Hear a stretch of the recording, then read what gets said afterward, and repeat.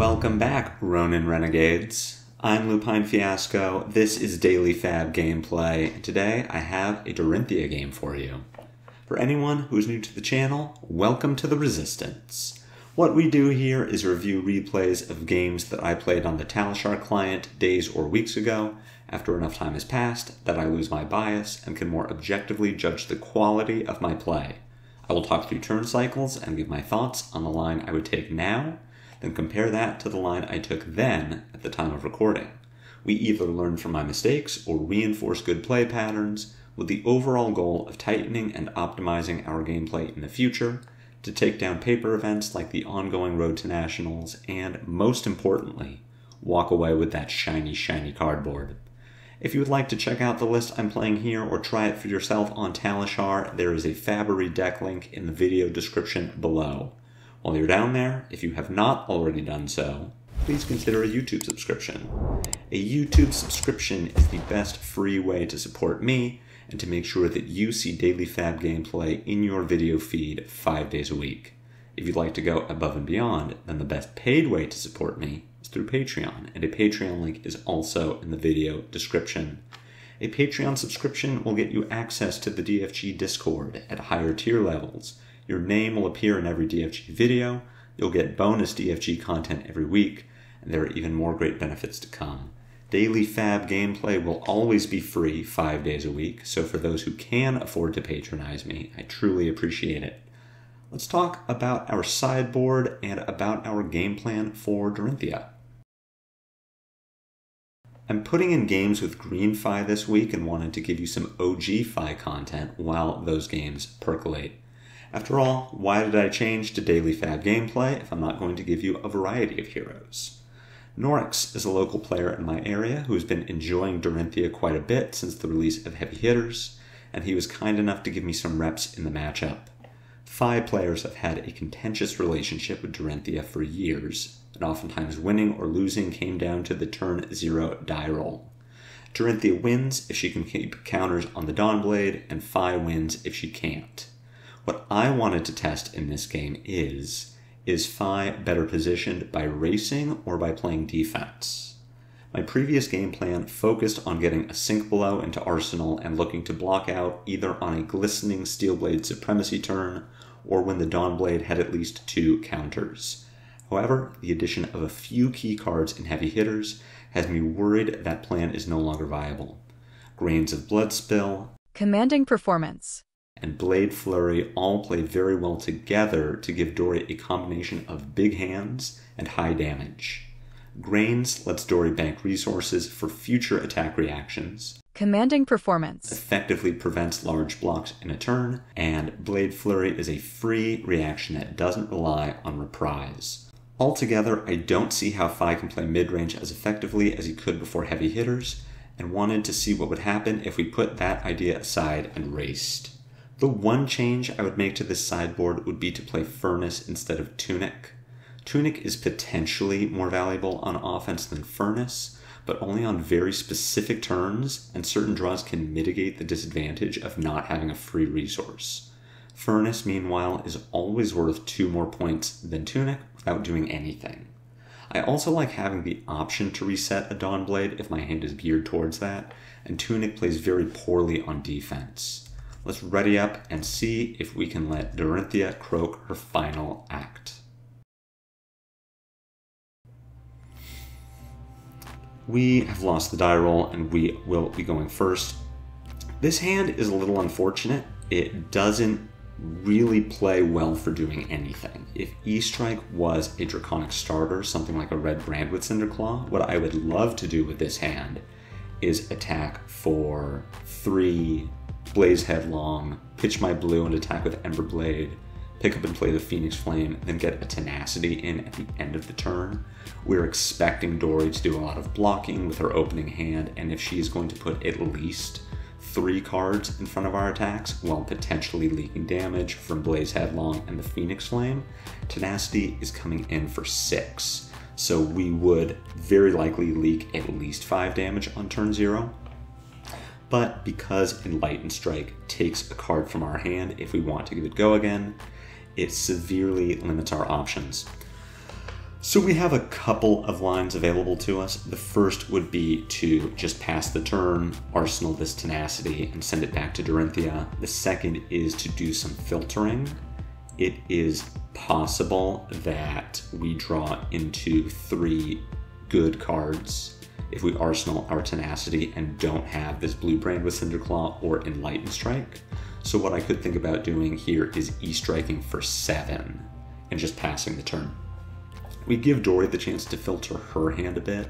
It's possible that she leaks some damage. Maybe she takes 1 if she doesn't want to cover that extra 7 power breakpoint.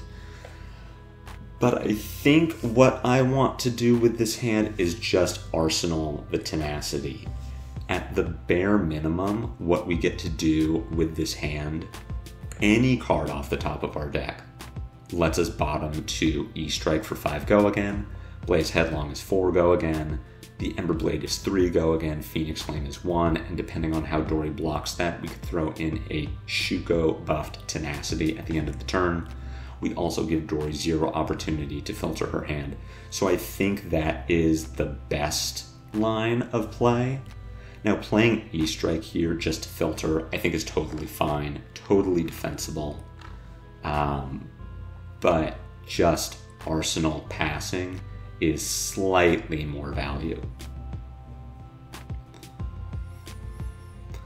We are going to stick a tenacity in the arsenal and pass. We see that we would have drawn an E-strike if we had just passed to the end of our turn without doing anything, just bottoming that to the E-strike to play out the line I had described. Dorinthea attacking with commanding presence, leading with commanding presence rather, and following up with the Dawnblade for 6. We really just can't block here. Commanding presence turns off our ability to effectively block, as we would want this card in arsenal. If we were just going to put our entire hand in front of the Dawnblade, we would really love to play something out of arsenal. And it's a tenacity, which we would want to keep for future turns. So unfortunately, E-strike still being a huge impediment to actually having a decent turn. Our best line of play here is to E-strike for 5 go again, bottoming Lava Vein Loyalty, then attack with Blaze Headlong, Blaze Headlong.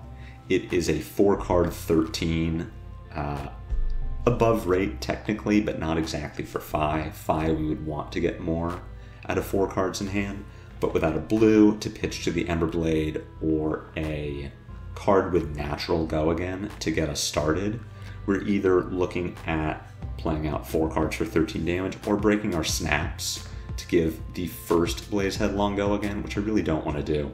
We could E-strike for draw a card, bottoming Lava Vein Loyalty, and look to snap, but without knowing what's on top of our deck, that is potentially a very bad line.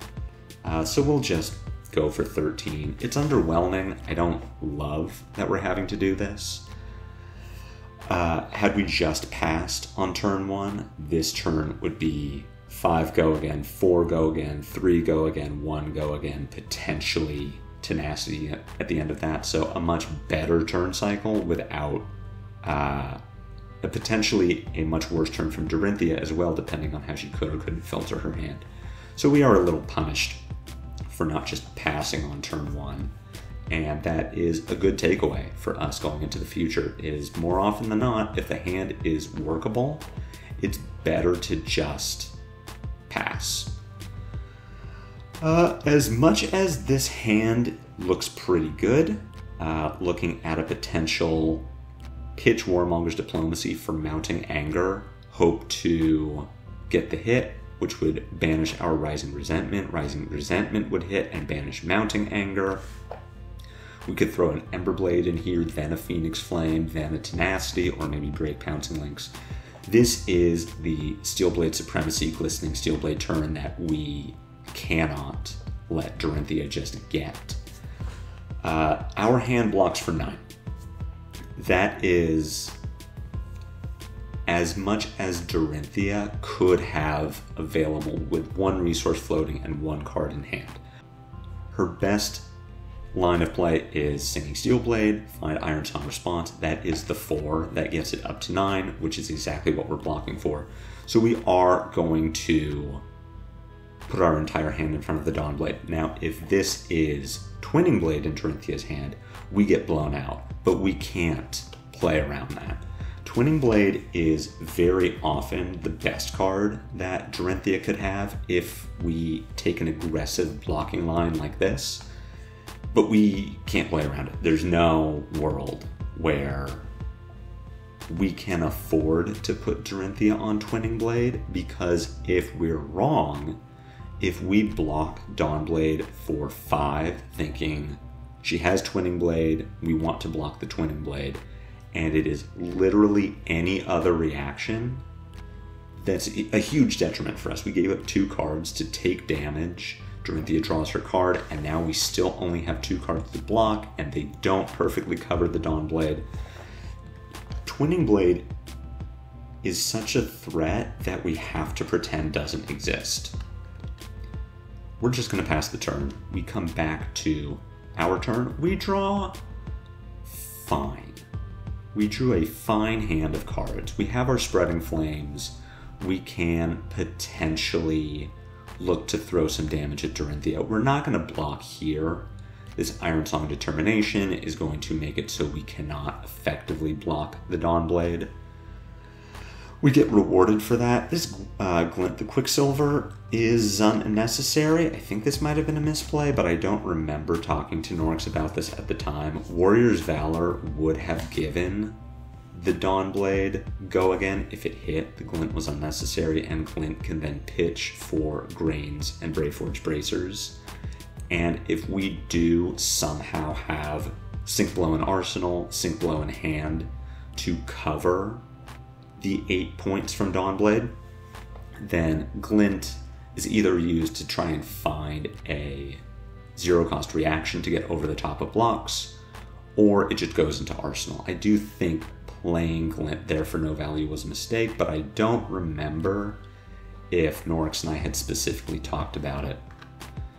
This Dawn Blade coming in for 6 with Dominate, we still can't cover all of this without giving up Tunic and Shuko. If we had Flamescale Furnace here, I don't think blocking this would be correct, but we would at least have the option to use our armor for more value. Do we want to block this just for tempo? Maybe put an Enlightened Strike in front of the Dawn Blade just to prevent 3 points of damage, and I don't think we do. I think we want to take this 6. The question is, what are we doing with this hand on the back end?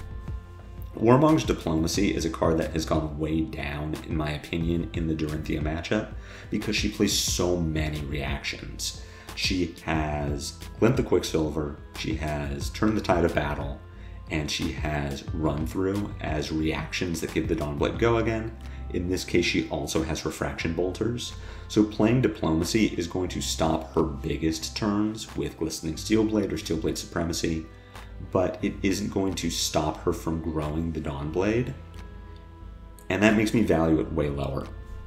So we need to figure out how to convert this hand on offense if we choose not to block the Dawn Blade here. And our best way to do that is very likely Spreading Flames for 3, pitching Warmonger's Diplomacy, Emberblade for 3, use Tunic to pick up and play Phoenix Flame, then we either Salt the Wound or more likely E-Strike. We could E-Strike for 7, bottoming Salt the Wound, or we could E-Strike for 5, bottoming Salt and playing Tenacity. We could think about breaking Mask of the Pouncing Lynx, which would come in for 7 because of Spreading Flames and Shuko. So we have a lot of options, and none of them involve blocking this Dawn Blade. So we'll take our 6, we'll go to 20, and we will try to convert some damage.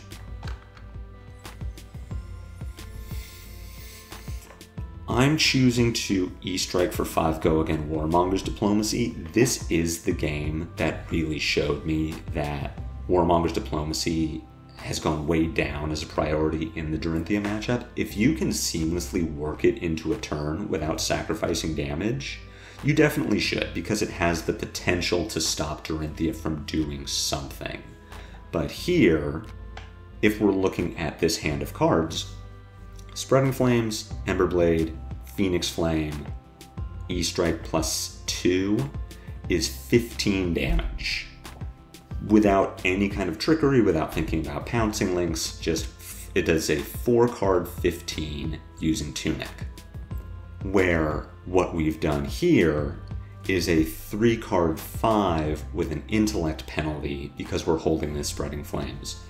So when I talk about Warmonger's Diplomacy seamlessly working into a turn, I don't mean doing this. This Warmonger's Diplomacy has effectively cost us 10 points of damage, which is not something we're going to get on the back end from Dorinthea not being able to play out her turn. So here is really what convinced me that Warmonger's Diplomacy is a lot less important in this matchup because of Dorinthea's new reactions. She doesn't need her Glistening or her Steelblade Supremacy to get a huge turn. We do draw into some real gas here as far as offensive value. We have the Spreading Flames, our Flame Call Awakening, but we are getting punished here as we are going to take 10 damage this turn just from a single reaction and a blue pitch, and the Dawnblade is going to get another counter. So giving up 10 points of damage was absolutely not worth it. Dorinthea's turn was very likely not affected at all by that Diplomacy.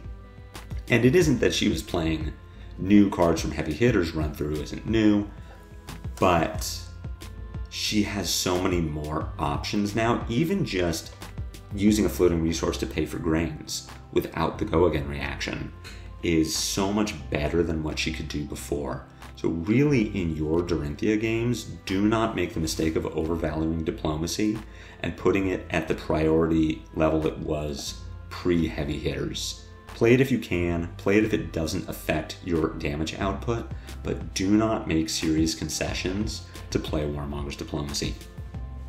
Coming back to our turn, as far as sequencing goes, the only thing I would maybe consider is playing Brand with Cinderclaw first to mask the presence of this Spreading Flames. But we want this Brand to buff up the tenacity we have in Arsenal, or maybe Assault the Wound if we find it. So we're pitching our blue to play Spreading Flames, and we're following that with Flame Call Awakening. How we sequence from there really depends on how Dorinthea is blocking, because we need to consider if we're picking up Salt the Wound or Lava Burst, or maybe even another Tenacity.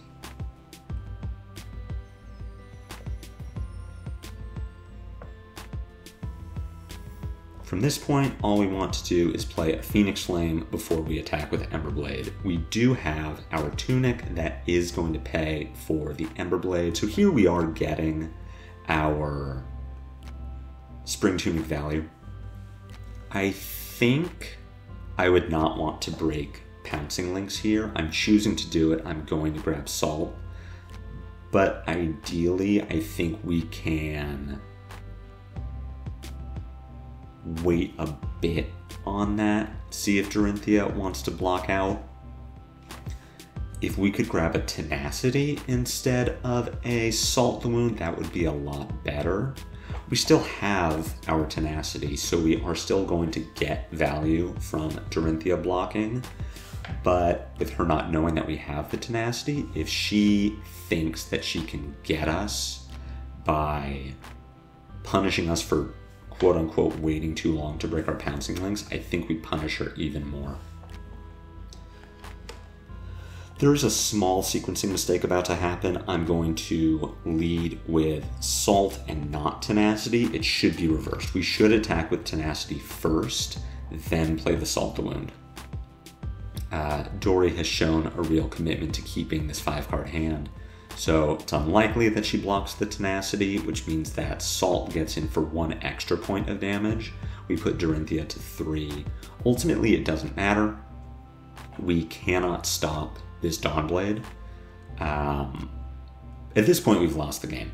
I'm going to make a greedy decision not to block the Dawnblade. We could put Lava Vein Loyalty in front of it to spread out our defense, really block 2 instances of dominate, but we're already so far behind. We could not have stopped this.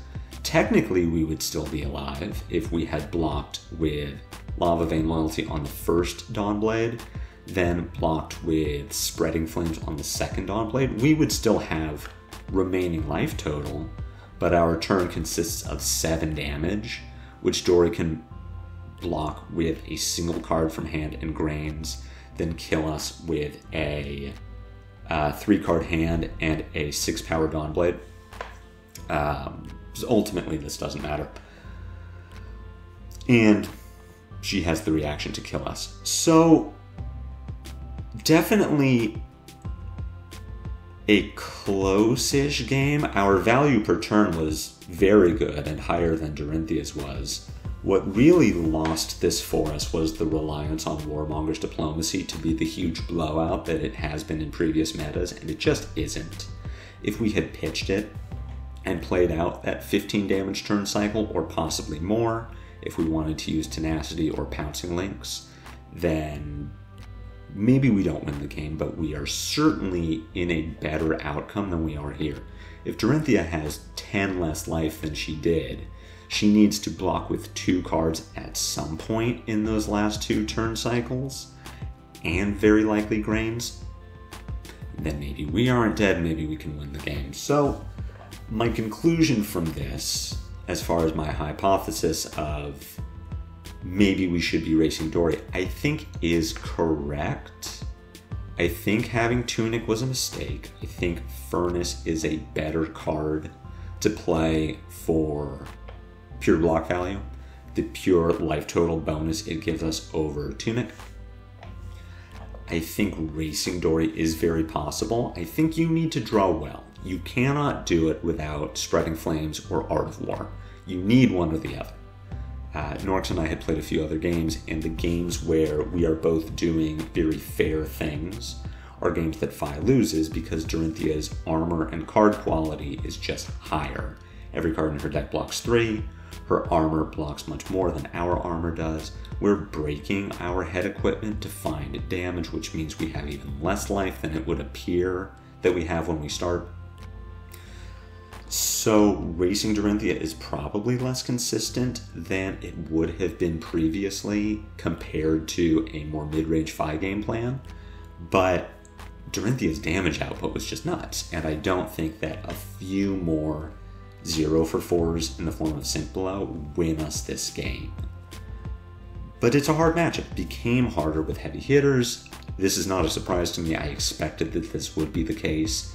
I do think that we are now unfavored versus Dorinthea from where we were before, and I think that we need to adjust our strategy to race her as opposed to playing this blocking game. So I hope you enjoyed this video. I hope you found it helpful. I hope this answers any questions that you might have had about the FaB Dorinthea matchup post heavy hitters. If so, be sure to head jab that like button.